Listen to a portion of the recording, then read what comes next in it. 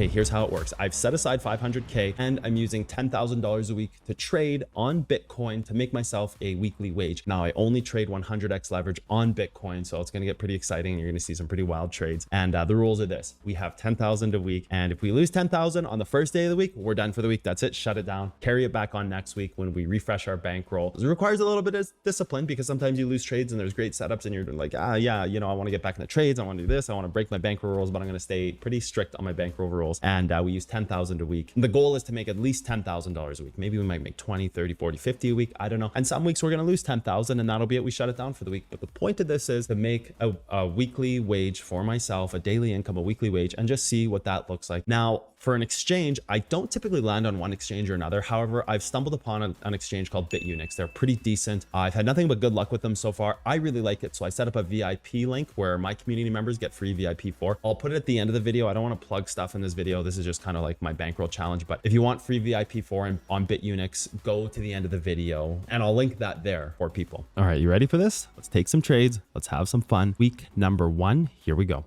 Takes thousands of hours to get to that point. Yeah, it does. But when you do, you're kind of just set for life. You know what I mean? Like, I completely agree. It takes a long time to get there, but when you do, you can kind of just laugh at life and just be like, there's a comfort there in knowing that there's always something to rely on. Like, it allows you to be vulnerable with yourself because it fulfills something inside you that, you know, no matter what happens, your life is going to be okay. So it allows you to actually open up in life.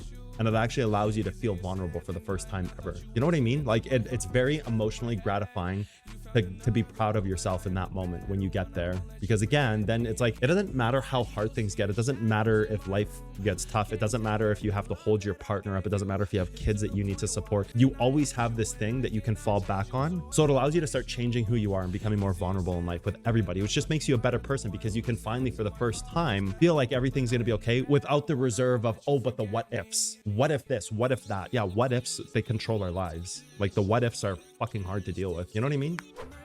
Is there a point to taking this trade still? No, we've got to come down to this to long it. Okay, I'm going to catch up on chat. This is what I'm looking at, this and this, 66, 8, 18, because we haven't hit target yet. So then you've got to trade like this. So then you've got, then I'm going to say like, okay, we've got 80%. I don't know if I want to long that. If we're going up to the higher target, we've got 100. Okay, it's not bad. I mean, yeah, screw it. You know what? We're going to take it. We're not sitting here waiting for perfect opportunities. A few moments later. We're at 450 profits right now. So I'm going to test this flash close feature right now because I want to. Fuck, before we lose too much. Okay, so you got a confirm button. Do not display again. Yeah, I don't give a fuck about this. I'm going to test the flash close button. So 405 is the profits we should make. So how much did we make on that when we flash close? That's what I want to see. I don't care about managing the position right now. I'm learning the exchange. We made 416. It's been almost 2 years to learn your concepts and even understand these streams and some mentorship. Yep, absolutely. But when you get it, it's like a free unlock to life. You know what I mean? So like, yeah, it might take time and that's fair. It should take time to learn this. Like if everything was so easy, you know what I mean? It's like if everything was too easy, then it wouldn't be real. A lot of people just get to the point where they like check out or turn off or just don't continue the grind. But it's like, yeah, you'll never get there in life with that. You know what I mean? It's like every time you keep pushing and you keep going and you keep leveling up, you're getting a little bit closer every single time to really understanding it. And then when you get it, it's just like, it's just free money on demand. You know what I mean? Like we just sat here, I just made 300 and should have actually been 800 because I just tried to close the trade early instead of actually staying in the trade. But I just made $300, 350. Well, it was supposed to be 416 to be fair. So I just made $400 for doing what? Nothing. It sucks when people give up, but I also understand that it's too hard for some and that it just takes a lot out of you. Just keep your money in USDT. Never keep your money in Bitcoin. That's investing, not day trading. The difference between investing and day trading is you keep your money in something like Bitcoin. You're investing in the future of Bitcoin and your total allowance relies on what Bitcoin is doing day to day to day. So if Bitcoin were to double in price, you double your money. If Bitcoin were to half in price, you lose half your money without doing anything, which is not really having good control over your future. Consider day trading as like we're factory workers. You keep your money in USDT and every day you go onto the charts and you trade, you take that money in USDT and you trade for more USDT, and that's it. You trade Bitcoin USDT, and the goal of the day is to grow your USDT because one American dollar equals one USDT. So if you make 500 USDT, then you made $500 that day. You just check in and check out. You just want to consider it like you're a factory worker. You just go in, you trade that day, you see how much you make, you withdraw it. You just put money in your bank, man, and that's it. You're a factory worker just filling a shift every day. That's all you see. That don't worry about Bitcoin, what it's doing. Don't worry about making moves. Don't worry about all that shit. Don't worry about that. That's garbage. That's nothing. It means nothing. It's just you're a factory worker doing your job every day, and if you do it good, you're gonna get paid. This is a commission only factory job. That's what this is. Okay, Bitcoin now gives a little pullback. If we break over this and backtest it, we're out on the backtest. I'm in on this trade. But we definitely need to like break below this. We can't start ripping above this, because if we rip above this, we're gonna pump. So got to be very careful in this trade. We're buying a polarized moment. If this doesn't pull back, like it'll go like this, we start getting over it, I'm out right here, because we're gonna have a little back test before we pump, and I might even long if we do that. But right now I'm hoping that we just yoink.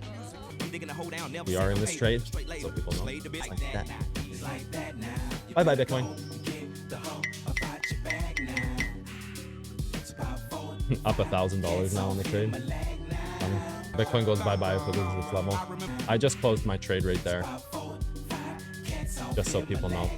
I limit exited here, so we locked up 1100 on that. Oh dude, this is exhausting. 15, so exhausting, moves like this. Yeah, well, this is what breaks people, right? Time and waiting. Like, realize this is what breaks people. Like, look, I'm still in the trade. This time and waiting breaks people, because they start to overthink things. Just keep focused on the larger move that's happening. If this moved down so here's a nice little twist for you guys. If this moved down quickly, it wouldn't be as big of a trade. The fact that it's screwing around for so long just means you're going to make more and more money on the other end. So if you've waited this long, don't fuck up and just exit with small profits. That's the message on a trade like this. The longer the move takes to develop, the bigger of a move it's going to have. So be thankful that if you're in it and it does dump and you've waited patiently, you're now going to get rewarded big time. We're sitting right here, and if it dumps right now, I'm gonna cry. Yeah, I have a huge trade here. It's like 5 Bitcoin as a 100x short, so it's a big trade. I'm gonna be patient for that 4%. I'm gonna be greedy as all fuck. I refuse to give into the pressure, dude. And so the plan is here, like this, and down, or if it goes up, we get out right on the touch, because this is gonna polarize the move pretty hard. Okay, we're filled. Good. We're in the trade. Now we just need to see the pullback. We just don't want it to break over too much, and if it does, we're just going to get out where we entered. So it either dumps now or we get out on an entry. Yeah, because it's a big trade. This is 5.5 Bitcoin almost on 100x. That's a lot. What is that, like $250,000 almost? I'm not getting out of this trade until we go either break even or nothing, because this is just, again, polarizing the whole entire move.